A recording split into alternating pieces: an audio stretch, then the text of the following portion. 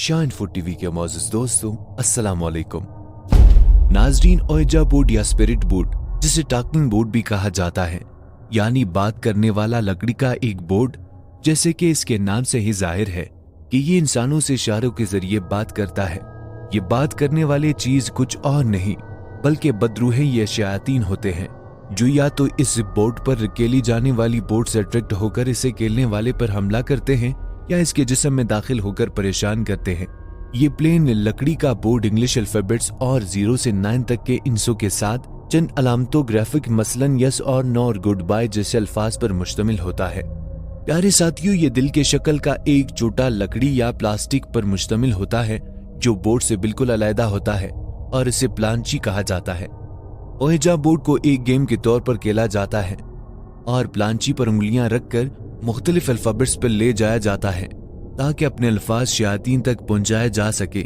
जवाब में ये शयातीन या तो खुद प्लांची के जरिए जवाब देते हैं या मुख्तलिफ तरीकों से इस खेलने वाले को परेशान करते हैं।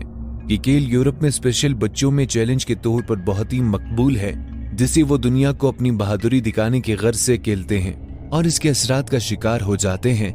ये असरात इंतहाई भयानक और खौफनाक हैं, क्योंकि बदरूहें या शयातीन इस इंसान के जिस्म में या इसके घर में दाखिल होकर इसे हर तरह के गलत काम करवाते हैं, फिर चाहे वो लोगों का कत्ल ही क्यों ना हो।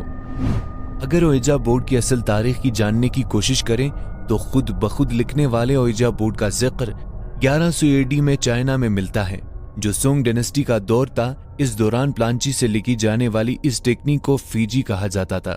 इस टेक्निक के जरिए रूहानी इलाज किया जाता था, जबकि इसके बाद इसकी मौजूदगी के सबूत इंडिया, ग्रीक और रोम वगैरह में भी मिले हैं।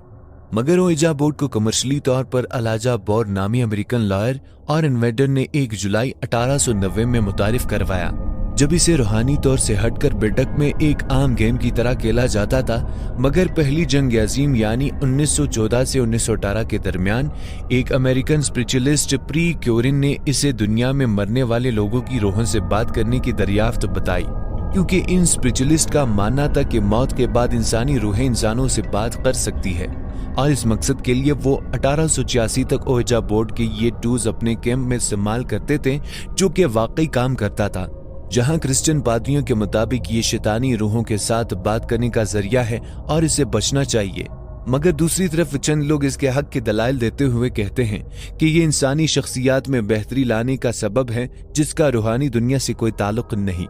खास तौर पर साइंसदान इस पर एतराज करते नजर आते हैं, और वजह यह है कि साइंस ऐसी पैरानॉर्मल एक्टिविटीज पर बिलीव नहीं करती, क्योंकि साइंस के मुताबिक ऐसी चीजों का मादी तौर पर मौजूद होना जरूरी है।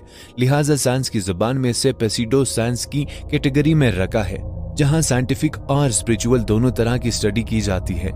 ये भी कहा जाता है कि ओइजा बोर्ड के जरिए कुछ पजल या प्रॉब्लम सॉल्विंग खुद ब खुद इसे खेलने वाले शख्स की तरफ से होने लगती है, जिसे ओडोमोटर फेनोमेना कहा जाता है।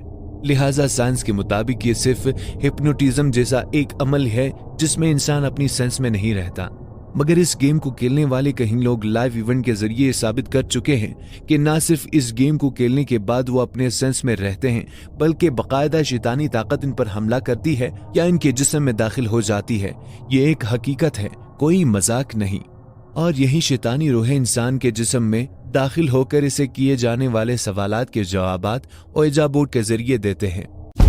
और अगर मजहबी तौर पर देखें तो जिन्नात और शयातीन के वजूद से इनकार नहीं किया जा सकता, और ये भी कि वो वाकई में इंसानों पर हमला कर सकते हैं और इनमें दाखिल होकर गलत काम भी करवाते हैं।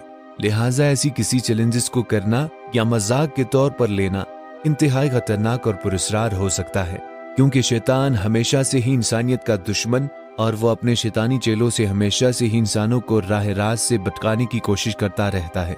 और जिस जगह आप इसके चेहरे को खुद आने की दावत देंगे, वहां यकीनन वो खुद अपने मकसद किए बगैर कभी नहीं जाना चाहेगा, जो ये कि इंसानों को गुमराह करना और इसे कुफ्र की हालत में मार देना। ये खेल चूंकि बच्चों में बहुत ही ज्यादा मकबूल हो रहा है, लिहाजा वालिदैन को बच्चों पर खसूसी तवज्जो देनी चाहिए, इन्हें अपना वक्त देना चाहिए और इन्हें ऐसी चीजों की असलियत बताकर इन्हें दूर रखना चाहिए, ताकि बच्चों की इन चीजों से गुरेज कर सके। अल्हम्दुलिल्लाह हम मुसलमान हैं और हमारे पास हिदायत के लिए कुरान करीम जैसी पाक किताब मौजूद है, जो ता क़यामत इंसानों के लिए रहनुमाई का जरिया है। अगर हम कुरान करीम पर अमल करें तो शैतान और शैतानी चेले हमारे पास तक नहीं भटक सकते और इन्हें उल्टा हमसे भागना पड़ेगा, क्योंकि अल्लाह सुब्हानहू व तआला के नेक बंदों पर शयातीन हमला नहीं कर सकते। प्यारे साथियों, ये थी ओएजा बोर्ड की असल हकीकत। वीडियो पसंद आई हो तो अपने दोस्त अहबाब के साथ जरूर शेयर कीजिए। मिलते हैं अगली वीडियो में, तब तक के लिए दुआओं में याद रखिएगा, अपना बहुत सारा ख्याल रखिएगा। अल्लाह निगहबान।